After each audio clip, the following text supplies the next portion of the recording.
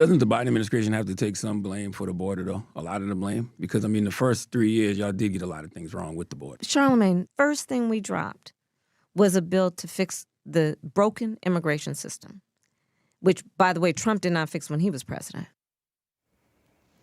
You know, the gaslighting, she was clearly rehearsed. We're going to put up what Biden did on day one. First day, 17 things. Oh, halt the construction of the border wall. People know this now. I know that with the concern about our national security, our wide open border and terrorists, we'll get to one big story with a new development in a moment. I don't understand why at some point, and maybe tonight on Fox, she'll have to come clean on the blood on their hands.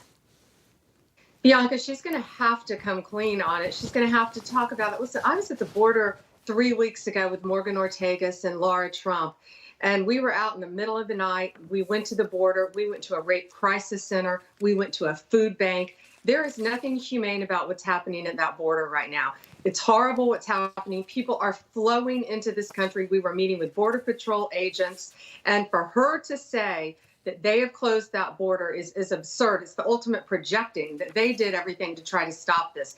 Terrorists in record numbers are coming into our country. Fentanyl, as you know, is flowing into our country. But being there, meeting with those Border Patrol agents, you know, they're saying 10 to 1, it's men, ages 18 to 35 years old. What is that? Fighting age men. That's who's coming into our country now. And that's what we've got to stop. And that's what President Trump will stop on day one. He almost had that wall finished and it was working. Border Patrol was able to do their jobs.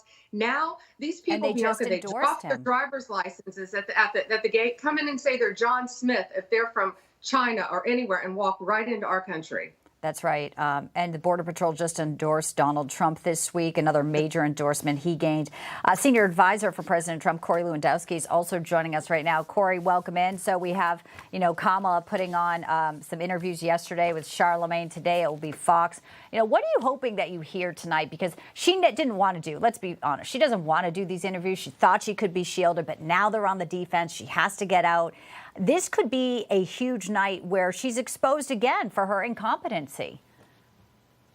Well, we've seen both sides of Kamala Harris. She was against the border wall before she was for the border wall. First, she's against no tax on tips before she's for no tax on tips. The truth is, I hope Bret Baier holds her accountable. There's a number of inconsistencies, let's say, the plagiarism charge that has now been leveled against her. So many others, including she says she owns a firearm. She says it's a Glock. When was that firearm purchased? Which McDonald's did she actually work at? I believe she worked at a McDonald's in Canada. She doesn't want to admit that to people, but she lived in Canada for 10 years, and she tends to omit that from her resume. So if she bought a firearm, there is a record of that because everyone fills out a license for that. When did that occur? So I think tonight Bret Baier has to hold her accountable for the plagiarism charges which have been leveled against her, for the lying of her running mate, Governor Walz, who has continued to lie. He calls himself a knucklehead, but the truth is he's a liar. So tonight she should be held account for all of the misstatements she has made so the American people can really find out who she is. And what we know is she's the most dangerous and radical nominee the Democrats have ever nominated.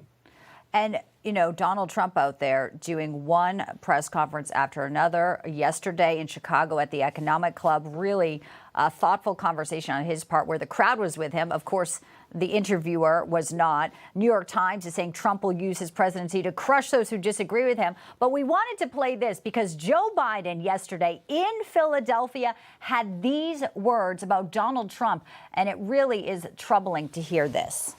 The same guy. There's 3 other major cases waiting for him when he loses. And by the way, 34 felonies. So far, he hadn't got sentenced. He got the sentence kicked back, but I want to watch that sentence. Oh, I bet you do. You know, as someone who knows law and order, Pam, when you have the sitting president there and their rhetoric continues and the attempted assassinations on Donald Trump, a real threat. How does that make you feel personally as someone who once was in charge of the entire law for the state of Florida? Well, it's horrible for the citizens of this country to believe that that's how law and order happens in our country. It doesn't. Only when they're going after Donald Trump. And yeah, Joe Biden is saying that because they firmly want that to happen. That's what this was all about. That's why they raided his home at Mar-a-Lago. That's why they turned federal charges that weren't there into state charges. I sat in that courtroom with him. I saw that judge That judge despises President Trump. He does want to send him to prison. He will do everything he can to send him to prison, despite it will be reversed. Corey was in law enforcement too. We both know how horrible this is. This is a setup. But Bianca, people are seeing through this. The American people are seeing through this. He is bringing over so many Democrats and independents to our side because they are seeing what it's like for what they're trying to do to him. They're trying to destroy him. And yeah, they're also trying to assassinate him. But he's the strongest human being I know. There's a real serious story that Mayorkas tried to dodge last week when they were doing that dog and pony show where they had all those news conferences when there was a hurricane coming to Florida. Unlike Helene, they decided that optics were bad. And it was about this Afghan national accused of plotting a terror attack on the day of Election Day, Corey.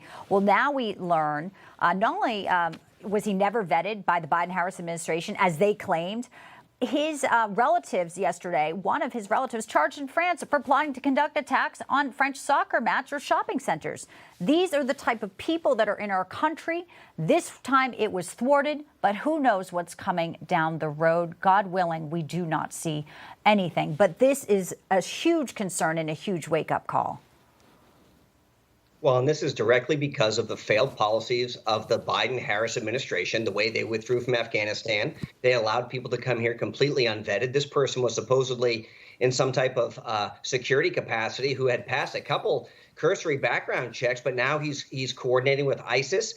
And so, what was that communication? How were they coordinating? So listen, this is what we know the media has been told was thwarted. How many other of these individuals who've been let into this country, how many of the 13,099 murderers or the 16,000 rapists or the 425,000 people with criminal records are also plotting against us from the inside? It's an invasion. Donald Trump has said what he will do is he will deport these people. And the term invasion is used very specifically. We have seen what transpired in Colorado. And then what do we see on the Sunday shows? Well, it's only been a, quote, few apartment complexes.